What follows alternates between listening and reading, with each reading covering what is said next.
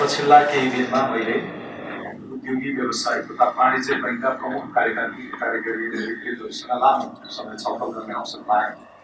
यी दुवै बैठकबाट एउटा कुरा स्पष्ट भएर आएको छ, निजी क्षेत्र अहिले नवीन अवसरसँगै बढी आत्मविश्वास खोजिरहेको छ। उहाँहरूलाई केवल सहुलियत होइन, स्पष्ट नीति, स्थिर नियम, छिटो निर्णय र विश्वसनीय कार्यान्वयन चाहिएको छ।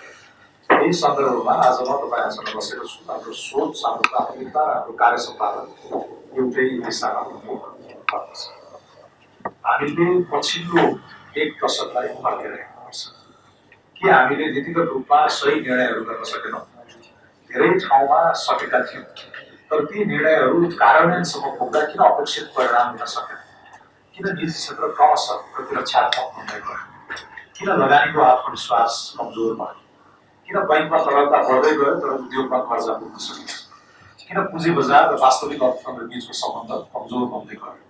किन उत्पादन र उत्पादकत्वले अपेक्षित गति लिन सकेन?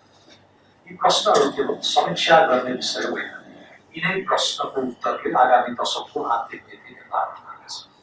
यस वर्षको बजेट मार्फत सरकारले एउटा स्पष्ट दिशा तय गरेको छ।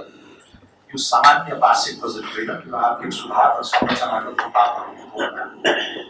अब अर्को प्रश्न छ, नेपाल राष्ट्र बैंक यस यात्रामा आफ्नो भूमिका कसरी पुनर्परिभाषित गर्नेछ? आज म यही विषयमा यहाँसँग खुला र गम्भीर छलफल चाहन्छु।